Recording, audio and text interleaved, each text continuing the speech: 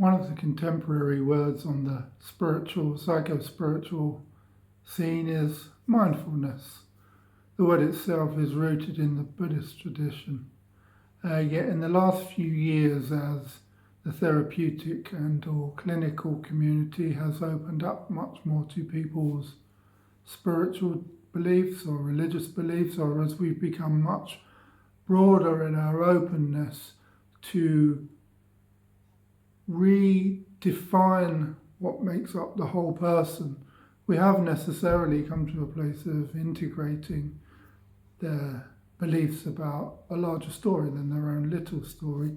We've seen the limits of not doing this, and instead of doing this, we've opened up as a world community in our search for meaning through the practice and understanding of well-being to incorporate a larger story than our story, my story, and look at the story and the way in which I fit myself into the bigger picture of life.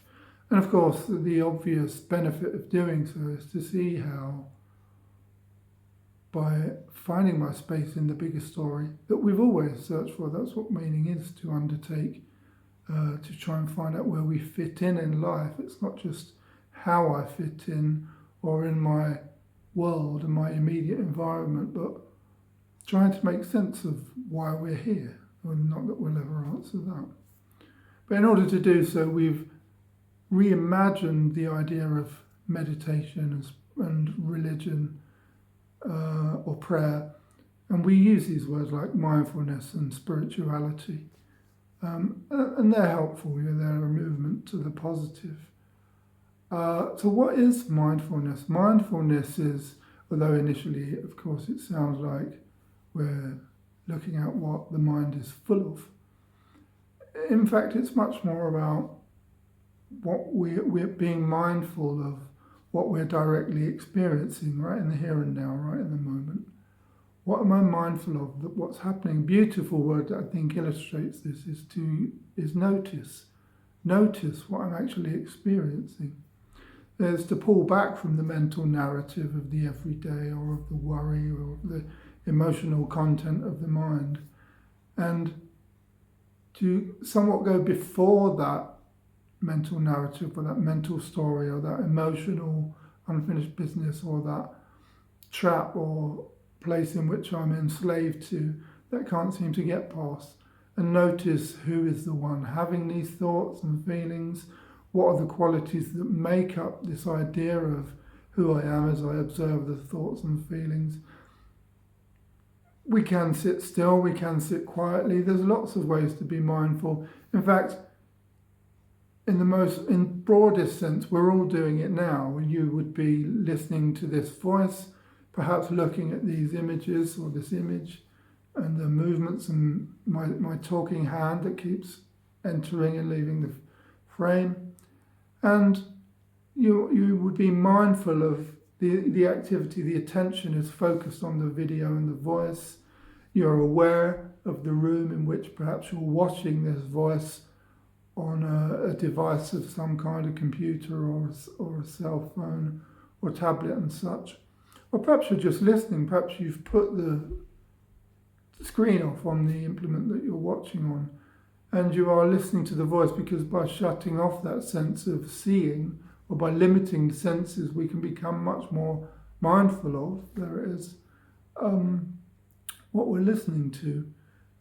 Mindfulness per se does come out of, as I say, spiritual and or religious traditions. And there are countless practices and ways in which we can use the idea of mindfulness and of sitting and being and observing and watching reality as it is. It's a movement that can take us to the seeming inside of the body, or we close our eyes and we become aware of what's going on around us. We turn our attention to what can be heard. We turn our attention to sensations in the body, so we move from the sensory plane, thinking, feeling, sensing, perceiving, seeing, tasting. We move to the bodily plane. We've experienced the sensations in the body, the feet on the floor, or the buttocks on the seat back of the chair. So we notice the body, the movement of the stomach. So we bring attention to the present moment and observe and navigate our way around direct experience. We turn our attention to the present moment and direct and navigate ourselves around immediate experience. What am I actually experiencing right now? What's actually happening? What's occurring? What is the reality I am knowing? I'm knowing reality right now. When we become overwhelmed by our inner world, when we become trapped in feelings about events from the past, or events that have just occurred, or events that are occurring, or we get trapped in fantasies about the future and hopes about how things could be because this right now is really difficult, or we all know that being overwhelmed by the mental infrastructure, or we all know the sensation of being trapped in our thoughts, or living out of our thoughts seeming to run our lives on our behalf. We think we are our thinking. And in thinking that thinking is the alpha and omega, is all that I am, we become so trapped in the mental narratives, the stories we tell ourselves. The more we watch our thoughts, we become the watcher of the thoughts. We discover that, in fact, thoughts are concerned only with previous events and future events. That is, previous events and future events. Hopes for the future are based on the thoughts that we've had about the past. We think we would like things to be different in the future. Perhaps we would like to recapture an experience of the past. Perhaps we'd like to make our entire nation great again in some way, because we remember how great we thought it once was. Of course, let's not overlook the obvious folly in this idea, because the memory or the thoughts about a past no longer happening, that I'm experiencing, when I now newly imagine that it once was greater than it currently is can be readily to over-idealize previous events in the hope of recapturing them. Similarly, perhaps the past has been terrible, and we want to make myself or my family or even my nation better than it's ever been, or become the best version of myself I've ever been. Because right now, every remembered or imagined or re-experienced version of who I have been in the past, I would like to improve upon, therefore negating that we were always in and have not once not been, to use a double negative,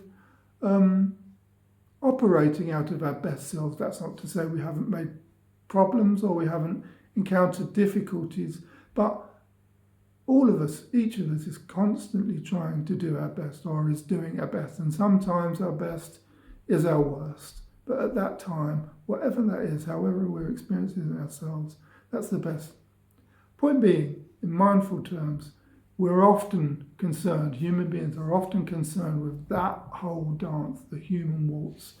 It's the nature of the mind to process thoughts about the past, process thoughts about the present, process thoughts about the future, to manifest those, to bring them up. And in fact, mind, the idea of a mind, which is simply just another thought happening in awareness, when we do experience no thoughts, when we do try and stop our thinking by sitting, meditating on mindfulness, don't bother, give that up. That's not what we're talking about. And don't let anyone tell you that is. When we try and stop our thoughts, we'll get a few seconds in and then a thought will occur, a thought will appear, because we're meditating with the mind that we're trying to meditate out of, or we're trying to apply a character to the current mind called me meditating and trying to perfect that character. The problem being that the antithesis of that which the word meditation or mindfulness points to is an emptiness that is found much clearer in the experience of the body. So we learn how to inhabit our body, to embody our body by becoming present to the sensations of the body. We come out of the mental narrative, out of mind, out of the thought infrastructure. Notice that in fact mind is a concept happening in awareness, and usually human beings experience the world through our senses, and we take the sensory experience to be the activities of the mind. But the world the external world, the inner world. So we experience an external world, and our preferences and our way of experiencing that are measured by our thoughts and feelings about them on our inner world, but we call thoughts and feelings and sensations in the body mind. And this is to A, do the idea of a mind injustice, and also to B, not fully understand that there are many other languages that human beings experience other than mental narrative, or the international types of language for each nation, literal languages. There's the languages of the body, as we've said. There's the language of our sense of a situation. There's the language of listening. There is the language of our being. There's the language of awareness. There is a language that is the movement of attention. So here, there's some ideas of what mindfulness is. In essence, and if I can say it in a simple way, and I'll attempt to, it is to become mindful of direct experience over the idea of being trapped in the top part of our brain and being overwhelmed by the mental infrastructure, taking thinking and the thought life and reason to be the alpha and omega of human experience, all that there is, when in fact constantly there's an experience of so much more that we can come to read, understand, become centered and embodied in, and express ourselves out of for each and every experience thereafter. Hopefully I've done some justice from this particular small corner in expressing an understanding of mindfulness.